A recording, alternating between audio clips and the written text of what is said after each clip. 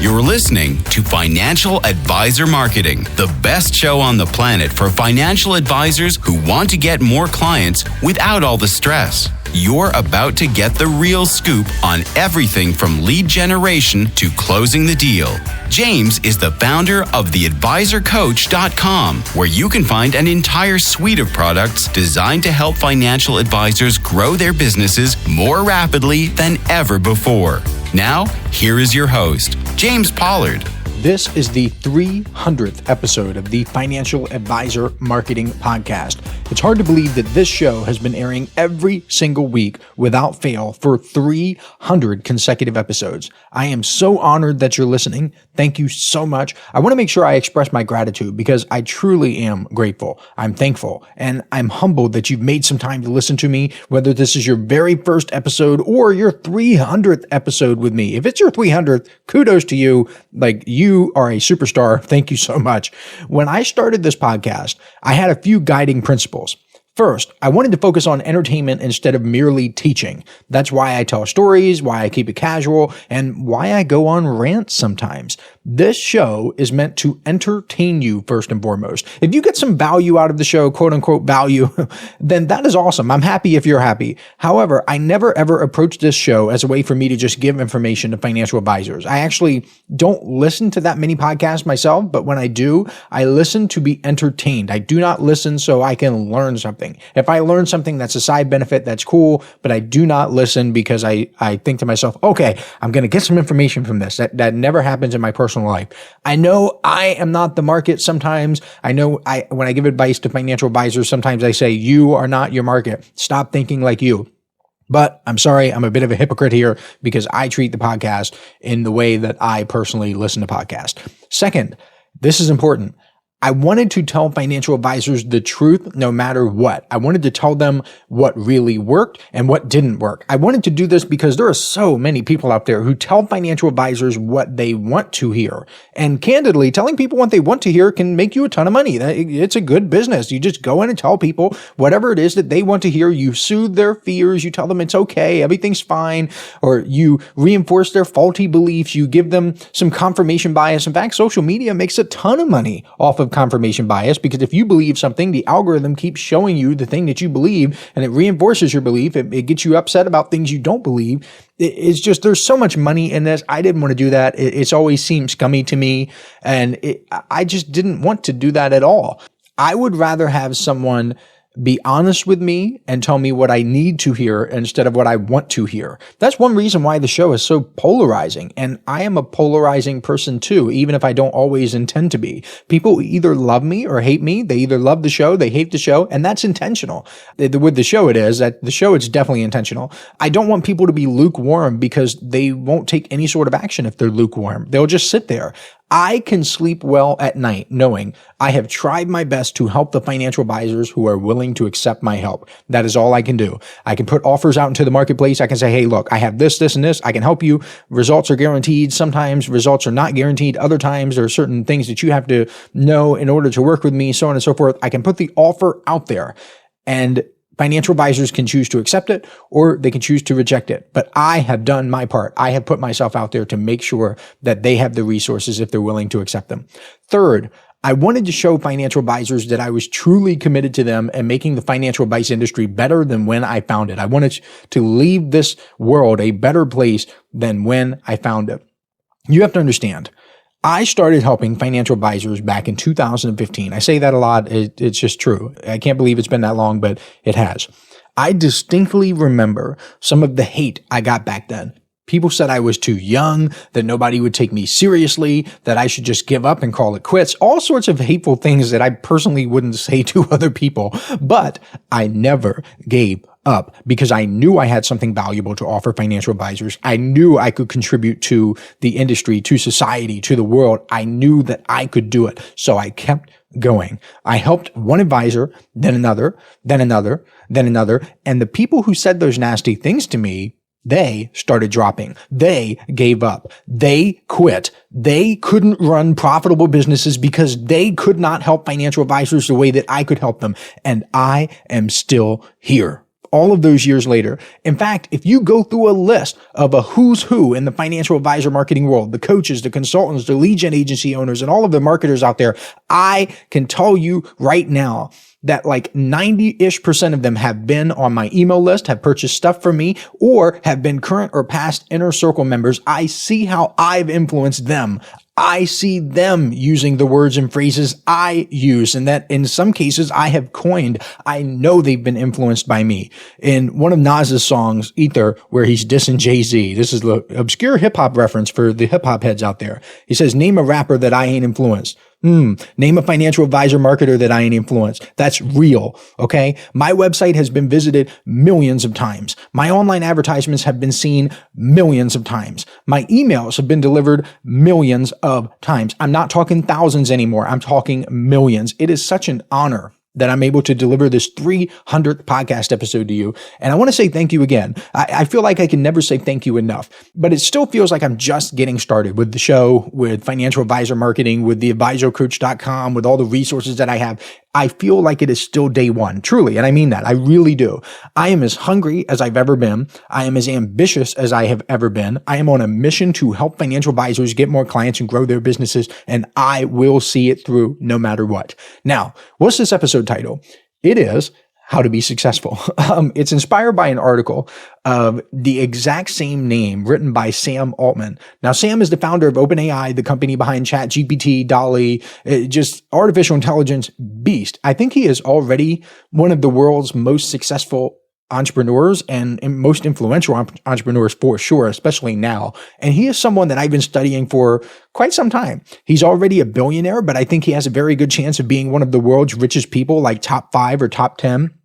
And he wrote this article, again, called How to Be Successful. And I highly recommend that you read it. You can Google Sam Altman, How to Be Successful. He gives 13 thoughts on how to achieve success. And as I was reading it, and gosh, it is really good, by the way.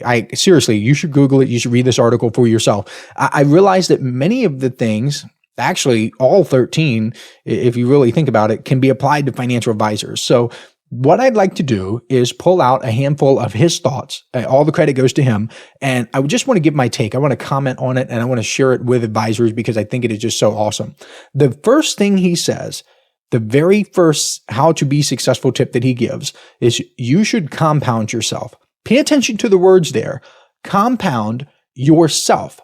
Compounding your investments is cool. I love that. Financial advisors love that. This is the Financial Advisor Marketing Podcast after all. But compounding yourself is better because even if you lose all of your investments in your businesses and all of the material possessions in your life, you will still have your mind. You will still have your knowledge, your skills, your ability. That's why my Inner Circle newsletter focuses so heavily on how to think, not what to think, because what to think changes. That's fickle. Algorithms change, little tips, tricks, and tactics, they change over time. How to think is what allows financial advisors to compound themselves over years.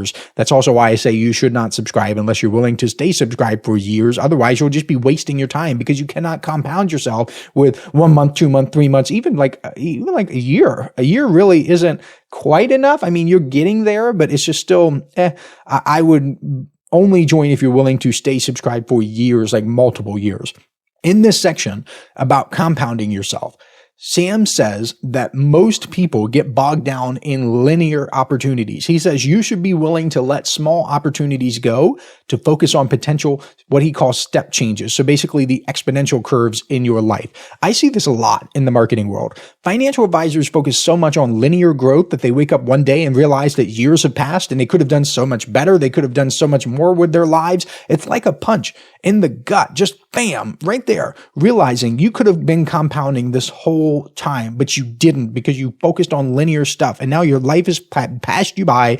You'll never get the time back. You'll never get the years back. And you are just worse off than you ever thought you would be by this stage in your life. And it sucks. That's why I'm always talking about building marketing assets, like your social media profiles and your website and your direct mail campaigns and your email marketing campaigns. Those things can scale.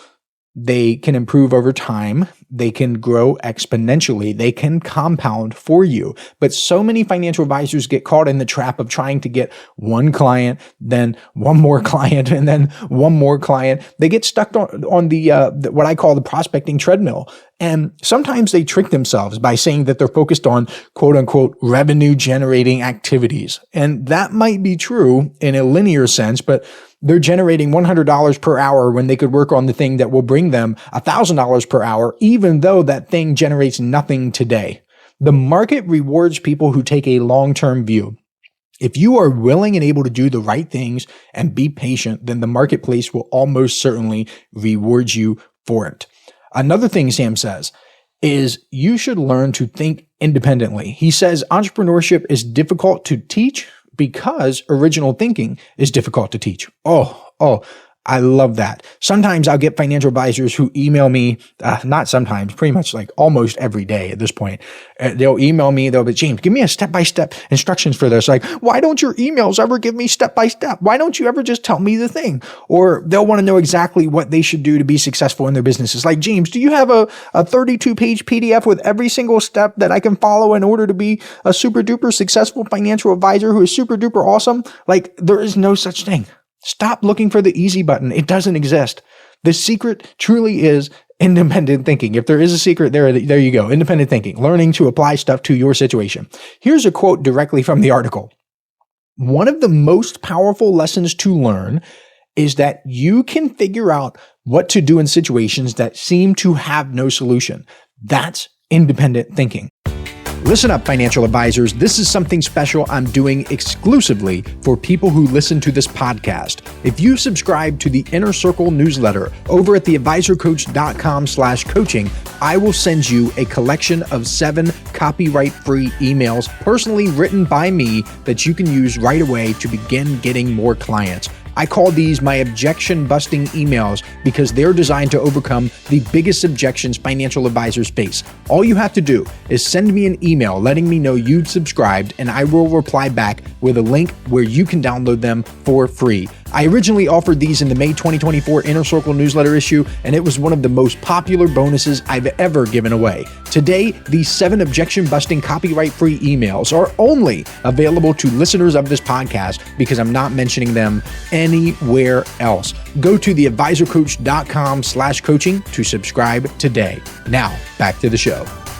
Remember how I said earlier that I started this podcast because I wanted to tell financial advisors what they need to hear instead of what they want to hear? Well, this is one of those things. There are lots of gurus out there who would love to sell you their magic course or program or training or coaching, and they swear up and down that it'll fix everything for you and make you millions of dollars and make you happy too. Don't forget that. It'll make you happy. I don't do that. Sure, I might provide specific solutions to specific problems, but I don't ever want to take away independent thinking from the equation because you have to be the one to decide what is right for you. Nobody else can do it. Another thing Sam says in his article on how to be successful is make it easy to take risk. I think this is really profound. He says that taking risk is important because it's impossible to be right all the time. You have to try many things and adapt quickly as you learn more. That is what he said. With stuff like the Inner Circle newsletter, I have a raw, unfiltered view about what it takes to succeed as a financial advisor. I have a vantage point that literally no one else on the entire planet has, period. So that's like my unique value proposition. Literally no one else on planet Earth has the vantage point that I have, has the access to financial advisors that I have, has the information that they share with me because it's private, that they get direct email access to me. They don't have to say the stuff in public. They don't have to give a speech about it. They can say, James, I'm very embarrassed. I'm sad. This is my revenue. This is what I've been doing. Like I get the real stuff. Okay.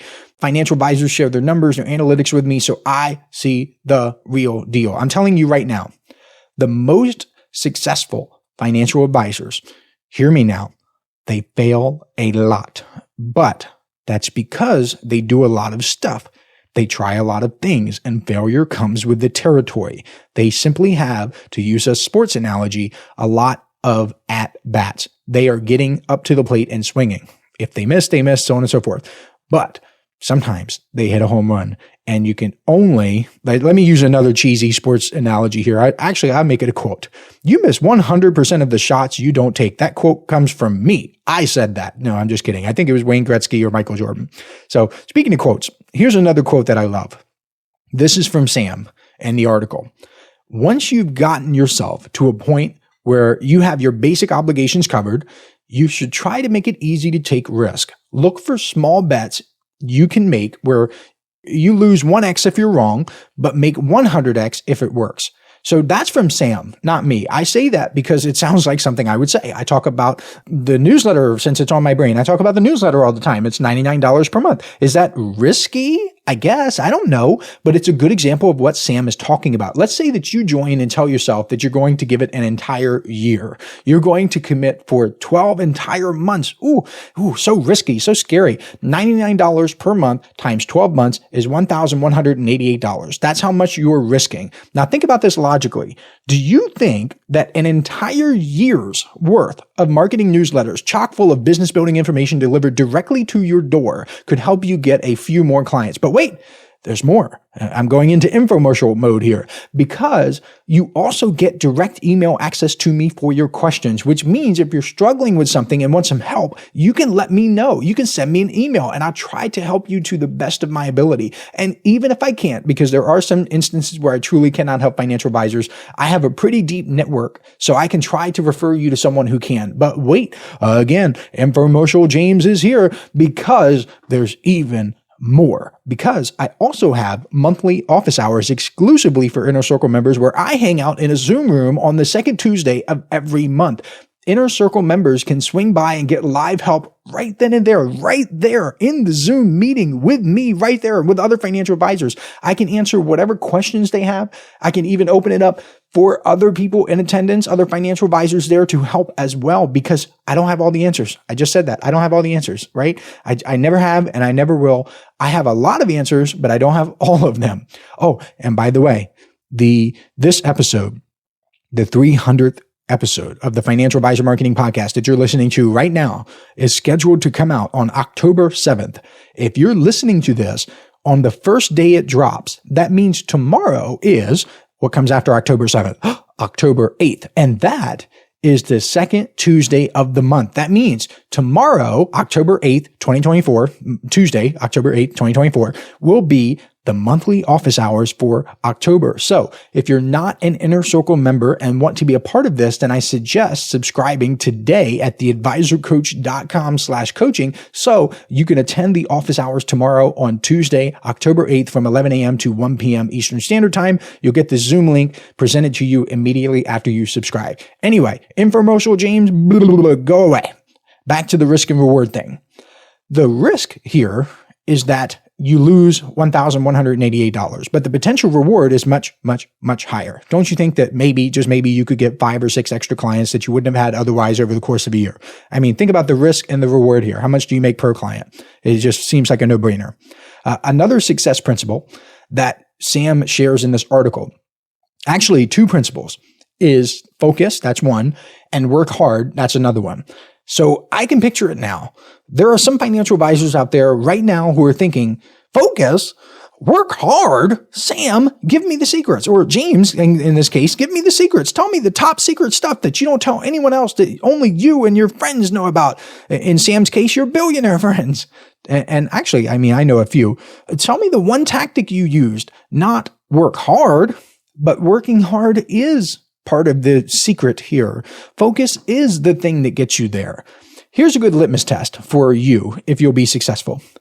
Can you sit down with a book and read it for 2 hours straight? Just you and a book. That's it. Nothing else. No phones, no computers, nothing. Can you read a book for 2 hours straight without stopping? If you can't, then success will be more difficult for you to achieve than someone who can do that. I'm sorry, but it's true. You need to be able to focus on one task at a time without getting distracted. As for working hard, he explains that you can get to about the 90th percentile by working either smart or hard, which is still a great accomplishment. And this has been my experience as well. If you are just a hard worker, you can get to the 90th percentile. If you are just a smart worker, you can get to the 90th percentile. And In America, that means you're making something like $200,000 to $300,000 per year. And that's not bad, but it's certainly not the top 1%. A top 1% earner in my home state of Delaware earns $480,000 per year. In Florida, it's $623,000 per year. And in Connecticut, it's $896,000 per year. That means if you walk around Connecticut one day, you go to the grocery store, you go to the library, you go to the post office, you just walk around in the streets and you see 1,000 people. 10 of them are making $896,000 or more. That's the top 1%. And Sam says that getting to that level, the 99th percentile or the top 1%, requires working hard and working smart. That is so true. You need to do the right things and you need to do them well. You need to put in the time and the effort. That's why trying to go at it alone is so dangerous. I don't know why you would ever try to figure something out yourself when you have resources available and people like me who are willing to help you on your marketing journey. And since it's the Financial Advisor Marketing Podcast, I want to help you on your marketing journey. But even if you have someone like me, even if you're working smart, you still need to work hard. I'll give you one more success principle from this article, and then I'll end the show. Sam says, you should be hard to compete with. The best way to become difficult to compete with is to build up leverage. This is something I tell financial advisors to do all of the time too. Heck, even something like those monthly office hours can be a form of leverage. You can show me your ads, your emails, your direct mail campaigns. You can show me whatever and get help right there on the spot. That's insane leverage. Another form of leverage is having marketing assets that your competitors cannot easily replicate. This podcast itself is a good example. If someone woke up tomorrow morning and decided to help financial advisors with their marketing, that person could not just snap his or her fingers and create 300 podcast episodes. That takes time. It takes years. Another direct quote from the article is, most people do whatever most people they hang out with do. This mimetic behavior, that's a good word, mimetic. This mimetic behavior is usually a mistake. If you're doing the same thing everyone else is doing, you will not be hard to compete with. Gosh. I wish I could get financial advisors to understand this. Maybe they will take it seriously because a billionaire said it instead of little old me. Listen to me. Stop worrying about what dum-dum next door is doing. Do you want dum-dum results? I see this on social media all the time and it kills me. A financial advisor will share the marketing equivalent of cutting his lawn with scissors, and all of these other financial advisors be like, ooh, bright shiny object. How can I cut my lawn with scissors too? Durr. Carve your own path. Think about what is right for you. Do you think you're going to get to the end of your life and be happy with yourself if you lived your entire life just copying what other people were doing? Now, I also saw it a lot back when I was coaching financial advisors one-on-one. People would literally come to me and tell me all about what so-and-so was doing. Who cares? Just because Joe in Wichita, Kansas is doing something doesn't mean you should do it too. And I sound like someone's mom right now, don't I? If Joe jumped off a bridge, would you do it too? But seriously, there are so many copycat advisors. And to be fair, it kind of depends on what you're optimizing for, but you also have to be careful because you might be copying someone who is okay with things that you are not. That someone has accepted consequences that you're not comfortable accepting. I'll give you a good example. I know this guy who makes multiple millions per year, like $5-ish million per year, somewhere in that ballpark, but his health is terrible and he doesn't get to spend much time with his family. I mean, he gets 2 hours per night and maybe a few hours on the weekend. Maybe that's acceptable to some of you, but it's not acceptable to me. It would be foolish of me to copy him even if I was optimizing for money, because his lifestyle has consequences that are not acceptable to me. I posted my cardiovascular age on social media a few weeks back. My cardiovascular age is 8 years below my biological age. So even though I look like an absolute slob, I'm actually fairly healthy. That's important to me. And I've taken steps to achieve that. I'm looking forward to having it be 10 years below my biological age in the near future. That'd be really cool. And hopefully that happens in the next few years. My point about that is I wouldn't just randomly copy someone because I would rather use my mind to think about what I want and put together a plan to get that. I don't know, you guys. It's just something to think about. And if this episode got you thinking a little bit, then I've accomplished my goal. I want you to think independently, like I said. Don't just blindly accept what people tell you, even me. I want you to question things I tell you because they may not apply to you. They may not make sense for the life you want to live. In any case, thank you. I mean that from the bottom of my heart. Thank you for listening to this podcast. I can't believe it. 300 episodes. I'm so thankful. I appreciate you, and I will catch you next week. This is thepodcastfactory.com.